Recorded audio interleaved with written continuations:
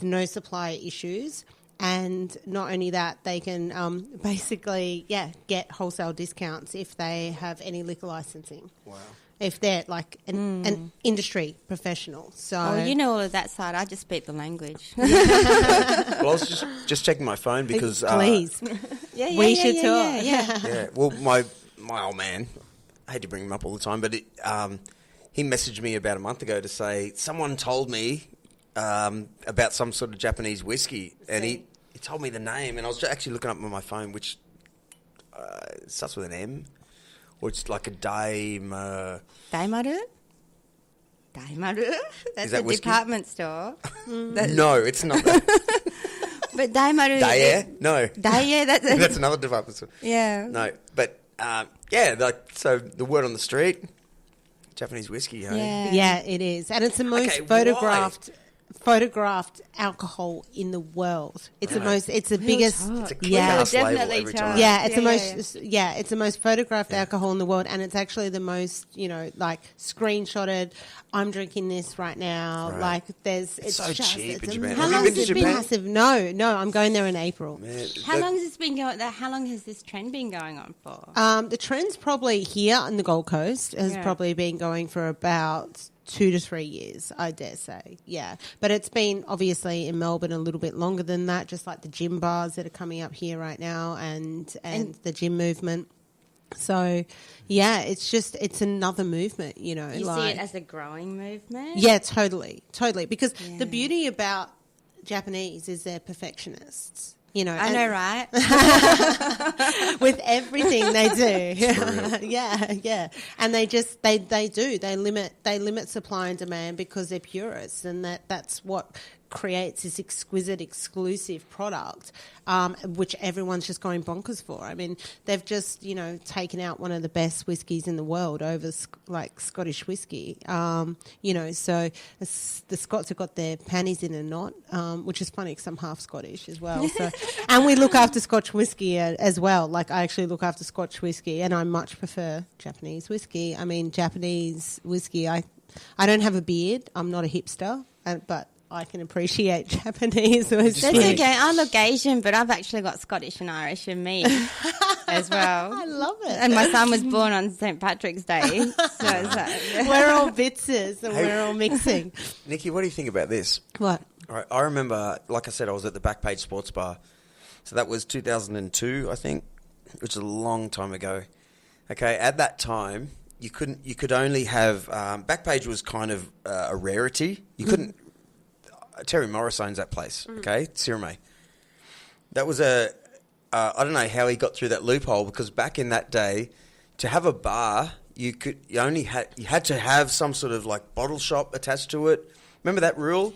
Restaurant. It's still a rule here in Queensland. Right. What they've changed it recently, because you've got the Tugun Backbone Bar, which is just a little bar. It has a kitchen out the back, but you don't have to buy food. Yeah.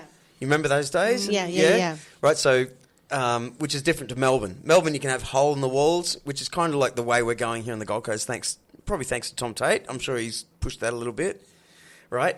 So, as what I'm getting at here is that finally we've got our mate Pete, Currumbin Valley Brewing. He can sell his beer. He just has to pitch it to any bar that will take him on. So we're at the forefront, the start, kind of little bars. Finally, we can have a small bar, just like Japan, where you've got 12 seaters. There's no real crazy rules that you have to have knives and forks and this sort of stuff. Maybe. I don't know. But now we're going to get into whiskey bars. So, totally. And gin bars. And yeah, we're at the bars. start. We're at the start of it now. Really? And it's a movement. Oh, my God. It's I a want to come great to movement. Japan with you in April, because I'll take you to the best. Please. whiskey Strip bars. Please. I need to go with the... I know where they're... Well, I don't, but I know people that will know where to... Everywhere to go. Well, that is an actual fact, though, because you can go to Japan, and because they don't, like, when you go past a tavern in Australia, it's clear. You've got a balcony. Yeah. And everyone's drinking on the balcony. Yeah. You can see bars in Australia. In Japan, you can't. It's like America. Like, they close off everything. Yeah. You actually go past 1 million bars and restaurants that are only 20 seaters. You've got no idea. I've gone there for, like, 15 times. Yeah. And you need someone to show you where these places are, and you could find a gold mine. Like, And like I don't know. they won't even let you in. You have to sort of be invited in. Well, you have to kind of, like there is a rapport between, the bar owner and the patron. Patron. And because, like, you know how patron. Here... I know. Really? Oh, because I was like thinking patronise, but it's not patronise. Yeah, anyway. I think we should call it patron from this day on. We'll call it Patron. All you patrons. We'll call it Patron. So anyway, what I was trying to say was that because it's quite... it's normal to have a bar tab in Australia, right? But in Japan, they don't actually have a tab. They buy the bottle, don't they? Okay. You don't? Okay. Oh, I'll educate you for a change. Yeah, it's like the American movie style. Please, You drink the But that's bottle. what they do. So they go to these and they'll be like, oh, I like that bottle of Johnny Walker Black Label. Or is that a whiskey? Yeah. And I think they like the black labels. So they'll go, so they'll go, okay, I want that bottle.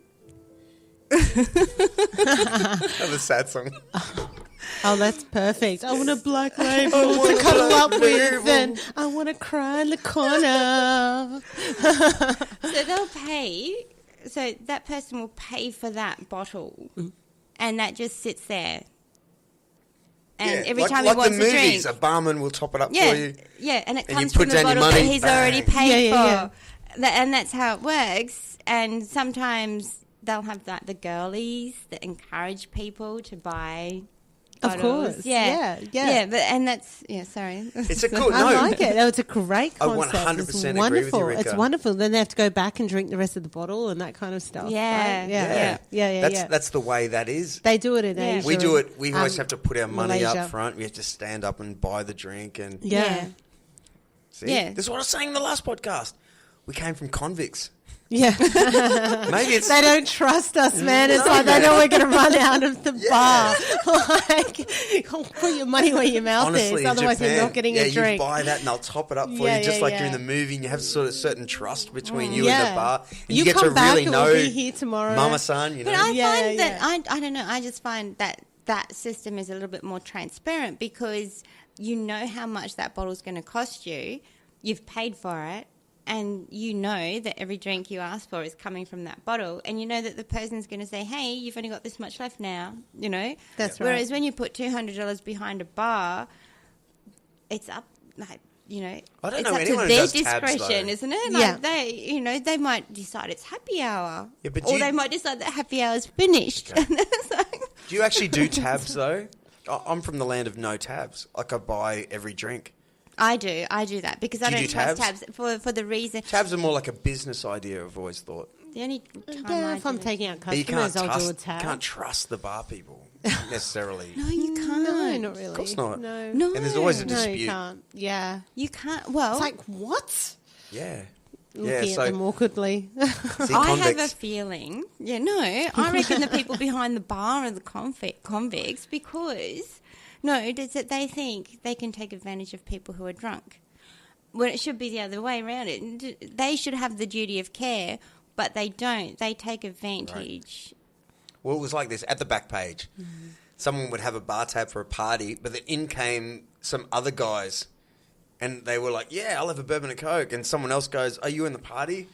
Yeah, Yeah, and they just say, It goes, yeah. say next Yeah. minute, you go, Exactly. "Hey, Yeah. why are those guys drunk?" Yeah. And that's where the And disputes. and are. Yeah. that's why that's where I say that they should have the duty of Yeah. care. They should be. That's But they don't because Yeah. it doesn't matter to them. They're getting their wage anyway at but the end of the some night. of them are awesome. I have to say, like Oh, 2 no, weeks they ago, are really good, Yeah, but 2 weeks yeah. ago, and I will mention like the canvas waller stuff. Like my partner, left his phone, like new, like Samsung, like brand new Samsung, probably like $1,500 worth of phone. That's just stupid. He would never buy that. It was a company thing, and then all of a sudden, like we completely left. Gets a call, hey, we found like, my number, your phone's here. all your photos. Yeah, everything. Yeah, exactly. We get back, we go and pick it up later on that night. And so they've like looked after the phone that whole time. But the funny thing is, when we opened up the phone, the next morning, they'd put all these like random funny apps on. No, seriously. I think I say fun as a balls. Like no joke. It was hilarious. It was like the bird watching, like a bird watching app, like one of the bird sounds. It was like street sweeper sounds. It was like all these random sounds, and just like it was. They've got some like serious character there. It was all very harmless, and we had a massive laugh the next day. Yeah. So, but that's kind of the Australian larrikin coming out. Totally. Yeah. Yeah. And that's like, see, I don't know. I'm probably not doing anyone any justice, or I'm probably not making myself clear, but there's that aspect of Australia that's it's funny, and it's like, oh, that's so awesome. Yeah, I'm actually having a laugh with you, kind of thing.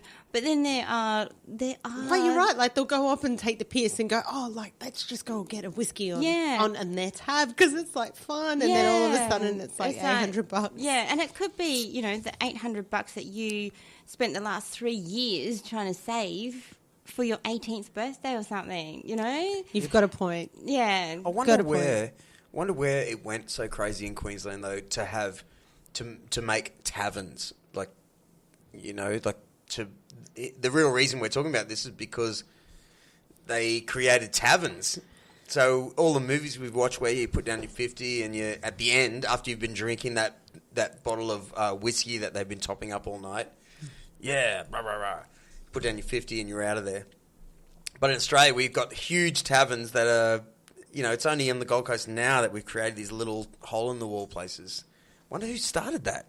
Well, it's like we're like years behind, like Melbourne and stuff. That's what it is. Like we're just slowly steady. I just see what Melbourne's doing, and that's where we're going to go. Like that's what we're just starting to become. We're not going to run off Sydney. We're going to run off Melbourne. We're just like doing this flow-on effect, which is great. It's like finally we've got somewhere to go. There's some culture. There's a couple of arts places, like gin bars, whiskey bars, some really good wine bars. What's this club you're in?